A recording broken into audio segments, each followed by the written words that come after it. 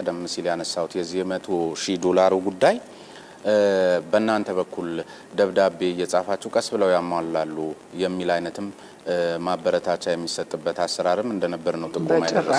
እንደሱ የለም። ምናልባት ኢንፎርሜሽኖች ዶክተር ኤርጎጌ ተስፋዬ ናቸው የሰራተኛና ማህበራዊ ጉዳይ ሚኒስትር።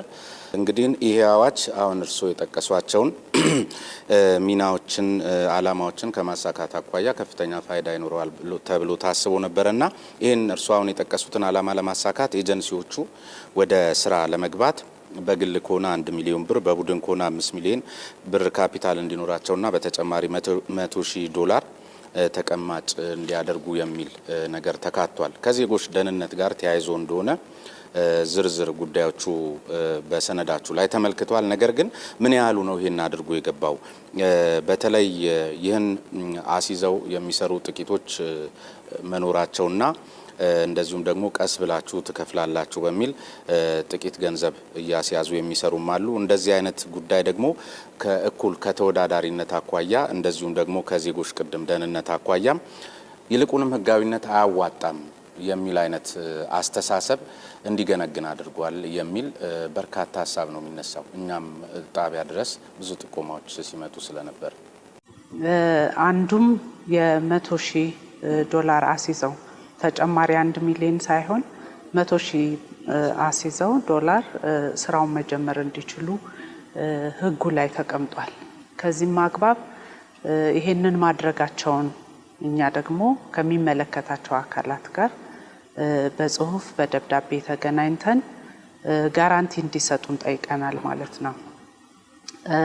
አንዱ መስፈርትም ኤጀንሲዎች ፈቃድ እንዲያወጡ አንዱ መስፈርት ይሄም ስለሆነ ለዜጎችም በዛ አግባብ መሆን ስላለበት ማለት ነው። ለዚህ የምናደርገው አስቀምጠናል ያሉ ባንኮች ጋር ትክክለኛ የሆነ መረጃ እንዲሰጠን በደብዳቤ እንጠይቃለን። እነዛም ባንኮች ደግሞ በትክክል ኤጀንሲዎቹ በዝግ አካውንት ባይዘዌይ በዝግ አካውንት $100,000 ማስቀመጣቸው ማረጋገጫ ደብዳቤ ይልኩልናል ማለት ነው። በዚህ አግባብ ፈቃድ እንሰጣለን። ነገር ግን እናንተም ጋር ጥቆማ እንደደረሰ እኛም ደግሞ የውስጥ አሰራራችንን መፈተሽ ስለሚገባን አንድ ጥናት በቅርቡ አድርገናል ማለት ነው። በትክክል ስርዓቱንና ህጉን ጠብቀው $100,000 ያሳዙ ኤጀንሲዎች እንዳሉ ሁሉ ያለ ዝግ አካውንት ያስቀመጡ ኢቭን የማይደርስ እስከ $300,000 በተንቀሳቃሽ አካውንት ሁሉ ሊሆን ይችላል ያስቀመጡ ኤጀንሲዎች እንዳሉ ደርሰንበታል ማለት ነው። ይሄንን በሁለት የህግ አግባብ እንሄዳለን ብለን እየሰራን ያለነው እንደተባለው ጤናማ የውድድር መንፈስን አያመጣም። ሁለተኛ ደግሞ ህግን ቫዮሌት ማድረግ ማጭበርበር ተገቢም አይደለም። ለዚህ ሚኒስቴር መስሪያ ቤቱ እርምጃ ለመውሰድ እንደዚሁም ደግሞ ወደ ህግ አግባብ ለማቅረብ እየሰራን ነው ማለት ነው። አንደኛው ከብሔራዊ ጥናቱ ላይ የሚነሱት ነገሮች ምንድናቸው? አሁን እንደዚህ በደንብ ጎልቶ ሲወጣ ነው ወደ ጥናት የገባችሁት እንጂ በተለይ ስጋት ያላቸው አካላት እንደነዚህ አይነት ህገወጥ ሰዎች ወይም ኤጀንሲዎቹ ሰንሰለታቸው እናንተን ቢሮ ድረስ የረዘመ ነው። ኤክስፐርቶቻችሁን በምን ያህል ደረጃ ነው የምትፈትሹት? አንዳንድ ጊዜም እንደውም እናንተም ጋር ያሉ እኮ የስራ ኃላፊዎችም ከበስተጀርባ ኤጀንሲ ያላቸውም እንዳሉ ነው የሚነገረውና ምን ያህል እንደዚህ አይነት ነገሮችን በደንብ በጥልቀት ፈትሻችሁ ከደሙ ንጹህ መሆናቸውን ያረጋገጣችሁበት አግባብ አለ? እዚያው ቁጭ ብለው ባለ ኤጀንሲውን ሁሉም ብዙ ኢሹዎች ይነሳሉ። በዚህም በዛም የስራ ኃላፊዎች ላይ ባለሙያዎች ላይ እንዲህ አለ የሚባል ነገር ከኤጀንሲዎች ጋር ስብሰባ ስናደርግም ያነሱታል። እኛ የምንለው አንታገስም፣ ማስረጃና መረጃ ካላችሁ አምጡልን ነው። የሚተባበሩ ኤጀንሲዎች እንዳሉ ሁሉ ፋይት የሚያደርጉ ኤጀንሲዎችም አሉ። አንድ ሰው ኮራፕትድ እንዲሆን የራስህ በጎ ፈቃድም አብሮ ይኖራል። ስለዚህ እኛ ኤጀንሲዎቻችንን የምንለው 0.5 ሳንቲም ሳትከፍሉ አገልግሎት ማግኘት አለባችሁ። ስለዚህ ወደ ኮራፕሽን የሚሄደውን ሰራተኛ ልትጠቁሙን ይገባል። እኛም ደግሞ እርምጃ በዛው አግባብ እንወስዳለን። እናንተም በእጅ ካልሄዳችሁ በእግር ብቻ መሄድ አያዋጣም የምትሉ ከሆነ ያንን እያሰፋችሁት ትሄዳላችሁ ነው። በእናንተም በኩል ቁጥጥሩ ይኑር፣ በእኛም በኩል ደግሞ ይኖራል። ግን አንዳንድ ጊዜ እንደው ያለ ጥቆማ የሙስና ሰንሰለቱ እዚያ ድረስ የሚረዝም መሆኑን ለማረጋገጥ የሚያስችሉ ብዙ ማሳያዎች አሉ። ለምሳሌ ቦሌ ዓለም አቀፍ አውሮፕላን ማረፊያ ላይ የናንተ ቅርንጫፍ አለ፣ ህገወጥ የሆነ ስደትን የሚቆጣጠር እንደነዚህ አይነት ነገሮችን በቁጥጥር ስር አውለው ወደ እናንተ ጋር በሚያመጡ ጊዜ በተገቢው መንገድ ከኋላ ማን ነው ምንጩ የሚለውን የማጥራትና የክትትል ስርዓቱን በዚያው ልክ ከተያዙት ሰዎች ተነስታችሁ ሰንሰለቱን ለመበጣጠስ በሚደረግ ጥረት ውስጥ የሆነ ቦታ ላይ የሚቆምበትና በጥፋታቸው ልጅ ሰዎች ሳይቀጡ እንደዚሁ የሚለቀቁበት ሁኔታ በተደጋጋሚ የተፈጠረ ከሆነ እዚያ ጋር ችግር አለ ማለት ነው። የግድ ጥቆማን ሳታዩ ትክክል ነው። አሁን ያነሳሃቸውን ኢሹዎች በደንብ ዳጀስት አድርጌ መመለስ እንፈልጋለን። በተለይ የህገ ወጥ የሰዎች ዝውውር ሰንሰለቱ አገር ውስጥ ባሉ የመንግስት መስሪያ ቤቶች ወይም ደግሞ ሴክተሮች የሚያበቃ አይደለም። ህገ ወጥ በሆኑ ኤጀንሲዎች ጋር እንደዚሁም ደግሞ ከሀገር ውስጥ ተሻግሮ የውጭ ሀገር ሴክተሮች ድረስ ተያያዥነት ያለው ነው። ይታወቃል። ሰንሰለቱ ረጅም ነው። ይህንን ሰንሰለት የመበጠስ ስራ ለመስራት ግን የአሰራር ስርዓቶችን ፈትሾ መሄድ ይገባል ማለት ነው። በጥቆማ ላይ ብቻ ዲፔንድድ አንሆንም። ያሉንን አሰራሮች እንፈትሻለን። ከዚህም አግባብ ሪሰንትሊ ልክ እንደተባለው አንዱ ሰንሰለት መበጠስም አለብን ብለን እንደ መንግስት ሴክተር አንድ ላይ መተን ያየነው ምንድነው የአየር መንገድ ላይ የሚወጡ ዜጎቻችን ላይ ቁጥጥርና ክትትል ማድረግ ነው ማለት ነው። ለዚህም ስርዓት ዘረጋን። በጣም ረጅም ጊዜ የወሰደብን ነበረ። እንዳልኩ ፌደራል ፖሊስ አለበት፣ ኢሚግሬሽን አለበት፣ የውጭ ሀገር ኤጀንሲዎች ያሉበት፣ የኛ ሚኒስቴር መስሪያ ቤት፣ ውጭ ጉዳይ እና ሌሎች አካላትም ጭምር በተለይ ደግሞ ከህገ ወጡን ከማስቆም አኳያ የፌደራል ጠቅላይ አቃቤ ነው የሚመለከተው። እነዚህን ባየንና በያዝን ጊዜ ዝም ብለን ዶክመንት አድርገን አላስቀመጥንም። ወደ ህግ አግባብ እንዲሄድ አድርገናል ማለት ነው። እስፔሻሊ ለፌደራል ፖሊስ እንደ ወንጀልም ስለሆነ ወደ እነሱ አቀርበን እንዲታይ እናደርጋለን። እንግዲህ ሁሉም ሴክተር የየራሱ የስራ ኃላፊነትና ተግባር ድርሻም አለው። ስለዚህ መቆጣጠር የሚገባውን ከህግ አግባብ ወደ ህግ ነው የምናቀርበው ማለት ነው። ገብቶኛል። ግን ድርሻ ያለው አካል በአግባቡ ካልሰራ የእናንተንም እኮ ድካም ማስረዘም ነው የሚሆነው። ለምሳሌ እናንተ ኤክስፐርቶች በዚህ ደረጃ ህገ ወጦችን ይዘው ወደሚመለከተው አካል ባቀረቡ ጊዜ የሚመለከተው አካል ደግሞ በሚፈለገው ልክ ወይም ደግሞ በጥፋታቸው ልክ ተከታትሎ ጉዳዩን ካላስፈጸመ መሰላቸቱና የስራ ተነሳሽነቱ ደግሞ እናንተ አካባቢ ይወርዳል። ስለዚህ እርስዎ ደግሞ እንደ አንድ የሚኒስትሮች ምክር ቤት አባልነቶ ይህን ጉዳይ በአግባቡ መሰራት ካለበት እንዲሰራ እነዚህ ሌሎች ባለድርሻ አካላት ጋር ያለውን ዳተኝነት በሚቀንስ መልክ አይከራከሩም? ትክክል። አሁን ይህንን ለመከላከል ብለን ዝም ብለን ቁጭ አላልንም። ታስክ ፎርስ ስታብሊሽ አድርገናል፣ ግብረ ኃይል ማለት ነው።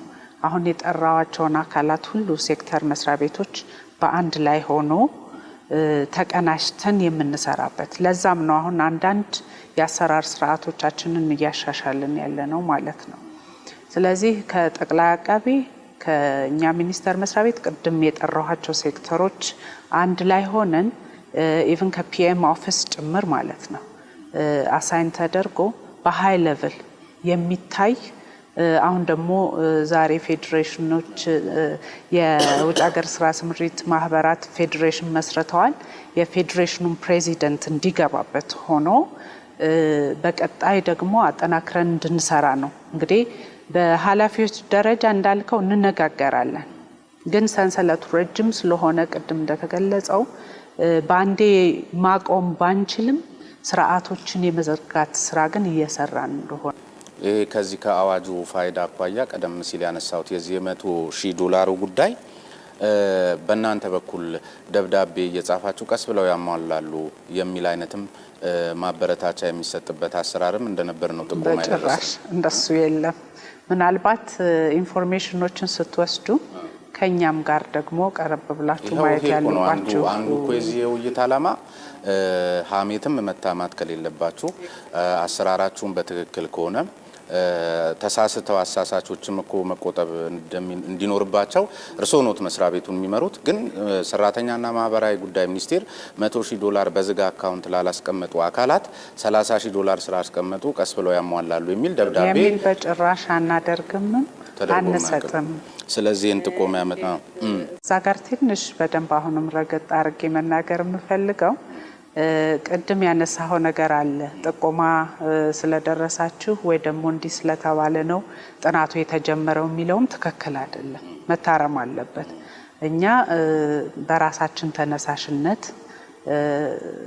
ተቆጣጣሪዎች አሉን፣ የስራ ተቆጣጣሪዎች፣ እነሱን በመጠቀም ባገኘነው መረጃ ነው ማለት ነው። ከብሔራዊ ባንክ ጋርም ተነጋግረናል። ትክክል ሳያስቀምጡ ደብዳቤ የሰጡንም አካላት ወይም ደግሞ የባንኮች ተጠያቂ ነው የሚሆኑት ማለት ነው። ስለዚህ ሁሉንም ኤጀንሲዎቹን ብቻ ሳይሆን ስለዚህ ከእናንተ ጋር ብቻ ሳይሆን ምናልባት እኮ የሚሆንበት እድል አለ ማለት ነው። ሳያስቀምጡ ባንኮች አካባቢ ካሉ ሰዎችም ጋር ተመሳጥረው ደብዳቤ ሰጥተውም ሊሆን ይችላል።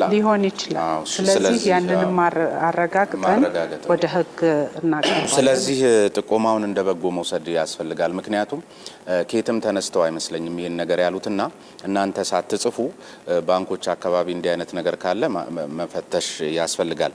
ሌላ ግን አዋጁ ሲጸድቅ ትልቅ ፋይዳ አለው ተብሎ ታስቦ ነበር። በተለይ ቀደም ሲል እርምጃ ከመውሰድም ጋር ተያይዞ እርሱ ያነሱት ነገር አለና አዋጁ ከወጣ በኋላ አንድ ሪፖርት ሳይ በህጋዊ መንገድ የሄዱት እንግዲህ ለዚህ ቃለ ምልልስ ስንዘጋጅ የነበረው ወይም ቀጠሯችን ድረስ መለስ ሲል የነበረው የዛሬ ወር አካባቢ ከወር በፊት ይመስለኛል ያኔ የነበረኝ መረጃ ነው። ይሄ መረጃ ውስጥ ከነበረው 4,000 አይበልጡም በህጋዊ መንገድ የሄዱትና ባለፈው አመት ሰኔ ወር ላይ ብቻ ግን የናንተ መስሪያ ቤት አጣርቶ የሚያቃቸውና እርምጃ ያልወሰደባቸው በ8 ትራቭል ኤጀንሲዎች ከ11,000 በላይ ዜጎች በህገ ወጥ መንገድ መሄዳቸው ሰኔ ወር ላይ ተረጋግጧልና ከዚህ ከእርምጃ አወሳሰር ጋር በመጀመሪያ ደረጃ መረጃው ልክ ነው ወይ ከሆነ ደግሞ አዋጁም ልክ አይደለም ለማለት ነው ወይስ የቱ ጋር ነው የሆነ ነገር ያለው? በህጋዊ መንገድ ዜጎች እንዲሄዱ ለማስቻል የተሰሩ በጣም ሰፋፊ ግራውንድ ስራዎች አሉ። የሚጀምረው ከአገራት ባይላተራል አግሪመንት ጋር ነው ማለት ነው። ያ ባይላተራል አግሪመንት ከሌለ ወደ የትኛውም ሀገር ዜጎች ለስራ መሄድ አይችሉም ነው የተቀመጠው ህጉም ላይ እየተተገበረም ያለው። ከተከፈተ በኋላ ግን እነዚህ ባይላተራል አግሪመንት በሀገራት ስምምነት ላይ የተመሰረተ ስለሆነ ኢትዮጵያ ብቻዋን የምታጸድቀው ጉዳይ ስላይደለ ረጅም ጊዜ ወስዷል ከታሰበው በላይ ማለት ነው። በዚህ አግባብ ምናልባትም ስራው ከመከፈቱም በይፋ ተከፍቷል ከመባሉም በፊት ብዙ ዜጎች በህገ ወጥ መንገድ ይሄዳሉ። በአየር መንገድ የቱሪስት ቪዛ ይዘው ከዚህም በፊት መግለጫ ሰጥተናል። እንደገና ደግሞ በድንበርም እንደዚሁ በህገ ወጥ ሰዎች አዘዋዋሪ ቁጥሩ ምን ያህል ነው የሚለውን እርግጠኛ አይደለንም። ነገር ግን ህጋዊ መስመሩ ከተከፈተ በኋላ ህገ ወጡንም የሚሰሩ ኤጀንሲዎች እንዳሉ ደርሰንበት ወደ ህግ ያቀረብናቸው ፈቃዳቸውን የሰረዝን ያገድናቸውም ጭምራሉ ማለት ነው። ይህንን በማስረጃ ማቅረብ እንችላለን። ስለዚህ የስራ ቁጥጥሩ ዝም ብሎ ህጋዊ ተከፍቷል ብለን የተውነው አይደለም ማለት ነው። ልክ አሁን በአካውንታቸው እንደምንይዛቸው ሁሉ የስራ ቁጥጥር ስናደርግ በህገ ወጥ መንገድ ፓስፖርት የያዙ ፓስፖርት መያዝ አይችሉም ኤጀንሲዎች። እንደዚሁም ደግሞ ያንን ተቀብለው ሲሰሩ የነበሩትንም እንግዲህ የመሰረዝ ፈቃዳቸውን በህግ አግባብ ደግሞ መጠየቅ ያለባቸውንም ጠይቀናል ማለት ነው። አሁን ያለው ደረጃ ምን ይመስላል ብትለኝ ምናልባት አሁን ያለ ከአንድ ወር በፊት ነው ብለኛል። አሁን ከ8,000 በላይ ዜጎች በህጋዊ መንገድ ሄደዋል። እነዛ ግን በአንድ ወር በሰኔ ወር ብቻ 11 ሺህ ይዙት ትክክል ነው አያሳስብም? ትክክል ይሁን አይሁን መረጃው የለኝም ኦነስትሊ በህጋዊ እናንተ የምታውቁት እኮ ነው የእናንተ መረጃ ነው የሚያመለክተው መንገድ የሄዱት ይሄን ያህል ዜጎች ናቸው የሚለውን እንደገና ሪቪዚት ማድረግ ከዛም በላይ ሊሆን ይችላል የእናንተ መስሪያ ቤት መረጃ ነው በነገራችን ላይ ስለዚህ 11 ሺህ በላይ ዜጎች በህገወጥ መንገድ በአንድ ወር ውስጥ ሲሄዱ አዋጁ ነው ልክ ያለው ነው ወይስ ምን እየታሰበ ነው ወይስ ስራችሁን እየሰራችሁ አይደለም የሚል ነገር እንትን አይልም አዋጁ ላይ ለአሰራር የሚቸግሩ ማነቆ የሆኑ ህግጋቶች አሉ ያንን እንደገና እየፈተሽን ነው እያየነው ነው ከኛ ሚኒስተር መስሪያ ቤት ያገኘው መረጃ ከሆነ እንደገና እናየዋለን ነገር ግን እኛ ስራችንን ስላልሰራን ሳይሆን በፊትም የነበረው ሰንሰለት ቅድም ስልህ የነበረው የህገወጥ ሰንሰለቱ የተለያዩ አሰራር ስርዓቶች ከዚህ በፊት ያልተዘረጉለት ከሆነ ያስቸግረናል በአንድ ጊዜ ብሎክ የምታደርገው ነገር አይደለም ነገር ግን ስርዓቱን ዘርግተን በዛ ከሄድን በደንብ አድርገን ልናስቆመው እንችላለን ኢንጋዝ የምዝገባ ስርዓትም ጋር ተያይዞ በርካታ ነገር ይነሳል በተለይ ይህ ስርዓት ማህበራዊ ጉዳይ ሚኒስቴር ሳይመዘግባቸው ከኤምባሲ ብቻ ቪዛ በማስመታት ኤጀንሲዎችን ከታክስ ነፃ የሚሆኑበት እንደዚሁም ደግሞ ብዙ ዜጎች ደግሞ ሰራተኛና ማህበራዊ ጉዳይ ሚኒስቴር ሳያውቃቸው ተጎጂ የሚሆኑበትና ደህንነታቸው ለአደጋ የሚወድቅበት ሁኔታ ይፈጠራል ለምሳሌ ያሉ ከሚነሱት ጉዳዮች መካከል ለምሳሌ 1000 ሰው አንድ ኤጀንሲ ልኮ ቢሆን በዚህ የምዝገባ ስርዓት መሰረት ለናንተ መቶዎቹን ይልካል የናንተ መስሪያ ቤት ግን እየሄደ በየቢሮ ደረጃ ኤክስፐርቶቹ እየሄዱ ቢያጣሩ ሊደርሱበት የሚችሉት ቀላል ነገር ሆኖ ሳለ ግን የናንተ መስሪያ ቤት ባለመስራቱ የተነሳ ለምሳሌ 1000 ሰው የላከው ኤጀንሲ 100 ነው እናንተ ጋር የሚያሳውቀው ስለዚህ 900ዎቹ በእናንተ አይታወቁም ደህንነታቸው አደጋ ላይ ነው በዚያው ልክ ደግሞ በ900ዎቹም መንግስት ማግኘት ያለበትንም ታክስ የማያገኝበት እድል እየተፈጠረ ነው ስለዚህ በየኤጀንሲው ሄዳችሁ ሱፐርቪዥን ቢሰራ ይሄ በቀላሉ መረጋገጥ የሚችል ሆኖ ሳለ አያዩትም የሚለው ቀደም ሲልም በተነጋገርነው አግባብ ይሄ ሁሉ የሚሆነው መቼም አቅማጥሯቸው ወይም ስራው ጠፍቷቸው ሳይሆን እዚያው አካባቢም ኤጀንሲ ባለቤት የሆኑ ስላሉ ነው የሚለውም ከእንደዚህ ጋር ነው ተያይዞ የሚመጣው እንግዲህ አሁን ያነሳው መረጃ ምናልባት ያሰራር ስርዓታችንን ባለማወቅ የተነሳ ነው ብዬ ነው የምወስደው ምክንያቱም አንድ ዳታቤዝ ሲስተም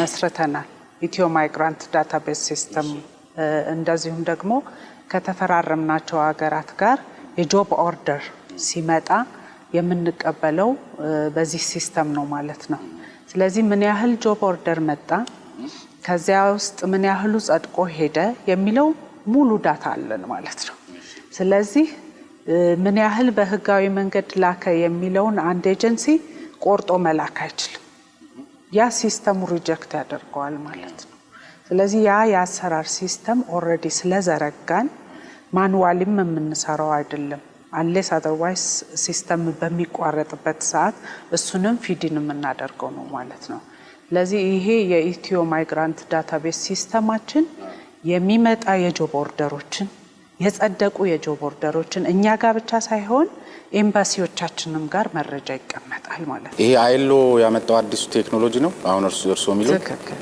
እሱ አሁን ተግባር ላይ ስራ ላይ ውሏል ፋንክሽናል ነው እኛ መረጃው በደረሰን ሰዓት ላይ ግን ፋንክሽናል እንዳልነበረ ነው የሚነሳውና እንደውም ከዚህም ጋር ተያይዞ ብዙ ሀሳቦች እነሱ ነበርና እኛም ጋር ብቻ ሳይሆን ኤምባሲዎቻችንም ጋር ሲስተም ተዘርግቷል አሁን ለምሳሌ የሳዑዲ ብትወስድ ሙሰነድ ሲስተም አለ ያን ሙሰነድ ሲስተም እኛ ጋር አለ የውጭ ጉዳይ ሚኒስተር መስሪያ ቤቱ ላይ አለ ኤምባሲው ላይ ደግሞ አለ ማለት ነው ሪያድም ጅዳም ላይ ስለዚህ የሚወጡት ራሱ ወደ ኤርፖርት ሲደርሱ ቼክ ይደረጋል እዛ ሲስተም ውስጥ ከሌሉ ሪጀክት ነው የሚያደርገው። አይ ማኑዋሊ ነው አሁንም እየሰሩ ያሉት የሚል ነገር ጥቆማ እንግዲህ በዚህ የአንድ ወር ጊዜ ውስጥ ይሄ ነገር ተሳክቶ ሊሆን ይችላል። ሌላ ግን ከዚህ ከውጭ ሀገር የስራ ስምሪት ጋር በጣም ሲሪየስ ሆኖ የሚነሳ ጉዳይ ይሄ የሲኦሲ ፈተና የማሰልጠኛ ተቋማቱን የመሳሰሉ ነገሮች ናቸው። የፍላጎቱና አቅርቦቱ ወይም ከማሰልጠኛ ተቋሞቻችን አቅርቦት አኳያ በጣም የማይመጣጠን መሆኑ በእናንተም ይታወቃል፣ ይነገራል። ያም ሆኖ ግን አሁን ለምሳሌ በዋናነት የሚፈለገው ዜጎች ውጭ ሀገር ሄደው በሚሰሩ ሰዓት ከሙያ ጋር ከቋንቋ ጋር ከመሳሰሉት ጋር ያለባቸውን ክፍተት እዚሁ ደፍነው ሄደው በአግባቡ መስራት እንዲችሉ ነው። በህገ ወጥ መንገድም ይሄዱ በህጋዊ መንገድ ከዚህ አስቀድሞ ሄደው የነበሩ ዜጎች ይሄን አላማውን መሰረት ባደረገ አቅማቸው ተገንብቶ የመጡ አካላት በሌለን ማሰልጠኛ ተቋማት ላይ እንደገና ይሰልጥኑ የሚለው አሰራር በራሱ ልክ አይደለም። ምክንያቱም ተፈትነው መሄድ የሚችሉበት እድል መፍጠር እየተቻለ እንደገና ትምህርት ቤት ይግቡ የሚለው በራሱ ነገሮችን ለማወሳሰብና ከዚያ የተወሳሰበ ሂደት ውስጥ የሆነ ነገር ይዞ ለመውጣት የሚደረግ ጥረት ነው። አሁን ሎጂካሊ ለኔ የሚገባኝ አንድ ሰው መተኮስ እንዲችል መጋገር እንዲችል የሆነ ነገር ማብሰል እንዲችል ከሆነ በቋንቋ መግባባት እንዲችል ከሆነ በህገ ወጡ አሰራር መንገድ ይሁን በህጋዊ መንገድ ከዚህ አስቀድሞ አንድ ሰው 5 ዓመት እዛ ከኖረ ፈትኖ ማሳለፍ እየተቻለ 3 ዓመት ሙሉ በዚያ ላይ ደሃ የሆነን ሰው ና ተማር ብሎ ጭቅጭቅ ውስጥ መግባትስ ልክ ነው ወይ? እንግዲህ ይሄ ጭቅጭቅም አይደለም፣ ሰውንም ለማጉላላት መፈለግ አይደለም። ቅድም እንዳልኩህ 923 ሲወጣ ቬሪ ፕሮቴክቲቭ ህግ ሆኖ ነው የወጣው። ምክንያቱም በዛን ወቅት ታስታውስ እንደሆነ ከዛሬ 5 ዓመት 6 ዓመት በፊት ዲፖርት ተደርጎ ነበር በጣም ሰፊ ቁጥር ዜጎቻችን ወደ በተለይ ከሳዑዲ ዲፖርት ተደርገው ነበርና የመብት ጥሰቱ ምኑ በዛው ልክ ነበር። ስለዚህ የዜጎችን መብት ከመጠበቅ አኳያ አንዱ የሚነሳ የነበረው የክህሎት ክፍተት ነው ተብሎ ስለነበረ ይሄንን ከመምላት አኳያ የተጻፈ ህግ አለ ማለት ነው። ስለዚህ ያንን አዋጅ ቫዮሌት ማድረግ አንችልም። እኛ ዜጎች እንዲጉላሉም አይደለም እንዳልከው ረጅም ዓመት ሄደው ሰርተው የመጡ ቋንቋውንም ባህሉንም ስራውንም የሚያውቁ አሉ። አንዱም ማሻሻያ የምናደርገው እዚሁ አካባቢ ነው ማለት ነው። ለህጎች ካላሰሩ ይችላሉ። ይመጣሉ። ኢቭን መንግስት ፕሮሚስ አድርጎልን ይመጣ ነው ይላሉ። እኛ ያለውን ህግ አሻሽለን መሄድ ካልቻልን በስተቀር ህጉን ቫዮሌት አድርገን መሄድ አንችልም። ሲኦሲ መፈተን አለባቸው። መሰልጠን ብቻ ሳይሆን መፈተን አለባቸው። ሰልጥነውም ተፈትነው ማምጣት አለባቸው እንላለን። ይሄንን ሩም ለመክፈት መስራት አለብን። በመመሪያው ላይ ለማየት ሞክረን ነበረ፣ ግን አዋጁ እስካልተሻሻለ ድረስ ብዙ ማነቆች አሉ። አሁን 8ኛ ክፍል ሚል አለው የሚነሱ በዜጎችም በኤጀንሲዎችም እንደ መንግስትም ደግሞ ክፍተት ነው ብለን ያየነው አለ እንጂ እኛ ዜጎች እንዲጉላሉ ከማድረግ አኳያ አይደለም። አሁን ባለን ሩም ግን ማድረግ ያለብን የማሰልጠኛ ተቋሞቻችንን ማጠናከርና ተደራሽ እንዲሆኑ ማስቻል ነው። ይሄንንም ከዓለም የስራ ድርጅት ጋርም ከአውሮፓ ህብረት ጋርም በመሆን ግብአቶች እንዲኖራቸውና ዜጎችን ማሰልጠን እንዲችሉ ባይ ዘ ዌይ ሰልጥነው የሄዱ ፊድባክ እናገኛለን። እዛም ከደረሱ በኋላ ብዙ ስልጠና ማይጠይቁም ጥሩ ነው። ነገር ግን የሰለጠኑ ሰዎችን መልሶ ማሰልጠንን የተመለከተ